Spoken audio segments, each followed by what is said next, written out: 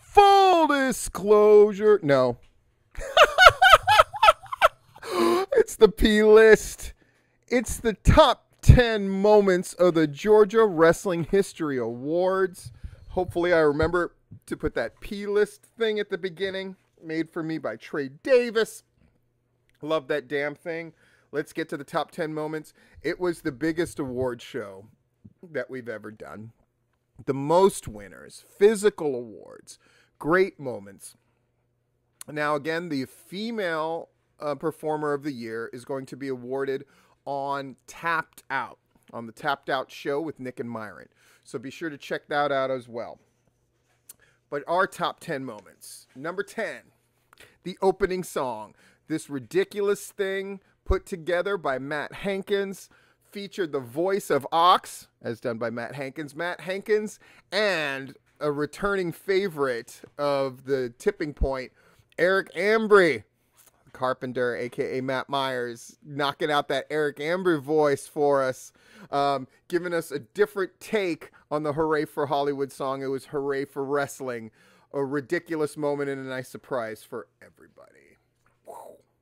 Number 9, Hankins Runs Wild. That guy helped out so much with the show, but not just that. That guy won award after award after award.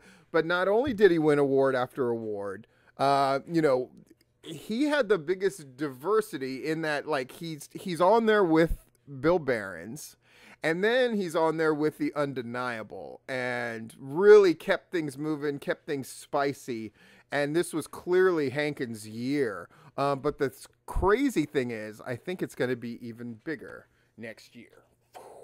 Number 8, great voices. Announcer of the year, Diana Michelle. Commentators of the year, Gerald, Brandon. We commented on it more than once, just how great their voices are. Again, there's something really special happening in Georgia, and I hope people really appreciate what's there. And those great voices are just a big part of what's going on. And Southern Honor is going to be tough to knock off for a lot of these categories next year. But the good news is there's people that can actually do it. Great voices, number 8. Number 7, Chip Day hitting the line. COVID put some pounds on all of us. One of the funniest moments, really hysterical. Chip Day, the technical award winner for 2020. And Chip just cracked us up with that line. And again, this is a guy who in 2011 won, most improved.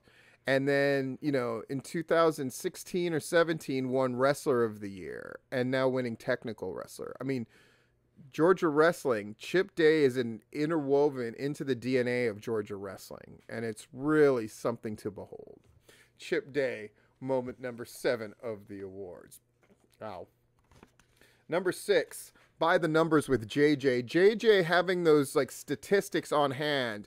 How many times has, Manager of the Year happened multiple times. Turns out it was only 2. Only Jeff G. Bailey's done that, and now Matt Hankins. Gary Lamb wanting to know, how many more of these do I have to win before I'm the number 1 ever? And it turns out if he wins next year, he's done it. He's won Promoter of the Year more than anybody. But JJ having those numbers on tap all night long, and then saying that great thing at the end about the first guy who ever booked him to do anything in wrestling in Porterdale, strangely, Don Owens, and how he's passed on. I thought it was a nice, poignant way to end the show. So JJ was very welcome to have on.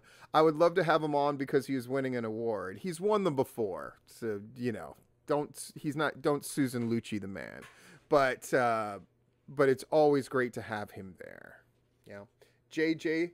By the numbers. Number 6. Number 5, Gary Lamb. What can you say? Promoter of the Year, Running Away, Promotion of the Year, and Show of the Year. Still here too. Gary had a big year. But Gary's speech, was very humble, which was shocking, and also a little more introspective than last year. And he acknowledged that as well. And he's still the promoter that the others are trying to, in some way, shape, or form, catch up to. He is the gold standard when it comes to promotion. And he's going to elevate this whole thing in Georgia just by his presence and his success. And I think it's a wonderful thing. And I got to admit, if somehow Gary Lamb had not won for Promoter of the Year, the awards wouldn't have been as great without him. I'm just being honest. And his speech was something really to behold. If you didn't listen to the show yet, you need to go ahead and do that. Gary Lamb, moment number 5. I sure wasn't going to put him in the top 3. Like, I need him to have that fucking ego. Number 4 moment. Youth is served. Seeing Hold My Beer Hansen win some shit. Seeing Tyler Culprit win some shit. Seeing guys be basically runner-up for stuff. David Ali was runner-up for Wrestler of the Year. Right? Young dude. Hungry dude. Austin Towers just as easily could have won Most Improved. And I know he really wanted it. But youth was served this year. And it's so great to see. It's one of these things we say about wrestling all the time, right? The young guys, we got to push them. They're the future, la, la, la, la, la. But then there's a lot of holding guys back. But these guys refuse to be held back, and many others. And we could see that reflected in the awards. And it's wonderful to see youth being served.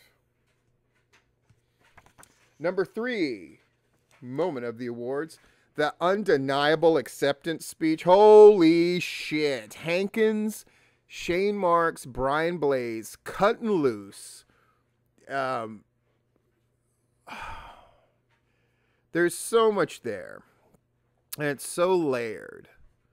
And the joy that comes out of those guys. And the chip on their shoulder and all of that shit too.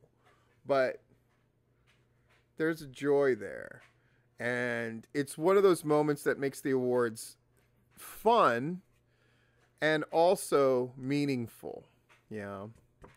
I know Hankins got one earlier, but that undeniable acceptance is a thing that stands unto itself. Number 3 moment, the undeniable acceptance speech. Check that shit out. Number 2, Jimmy Ox's speech was...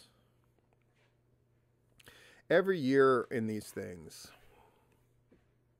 it feels like there's somebody who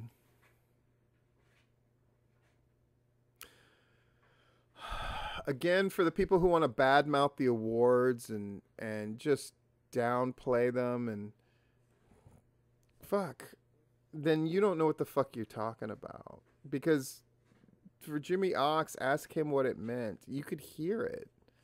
Again, it's just so lovely.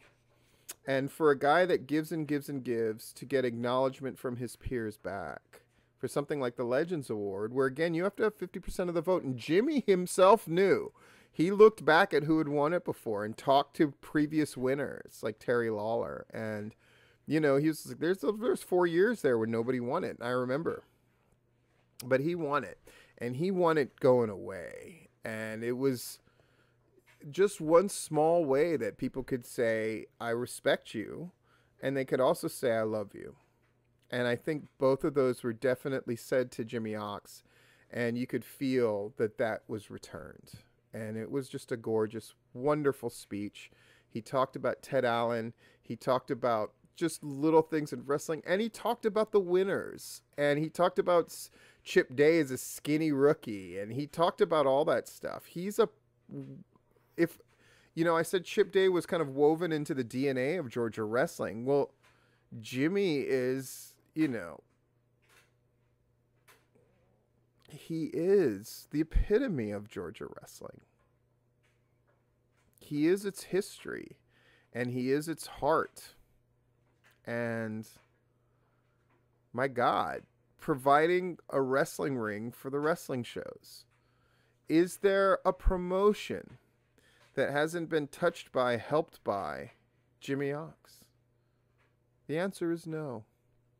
And if you've never had anything to do with Jimmy Ox, you ain't shit. And now he's got the award to prove it.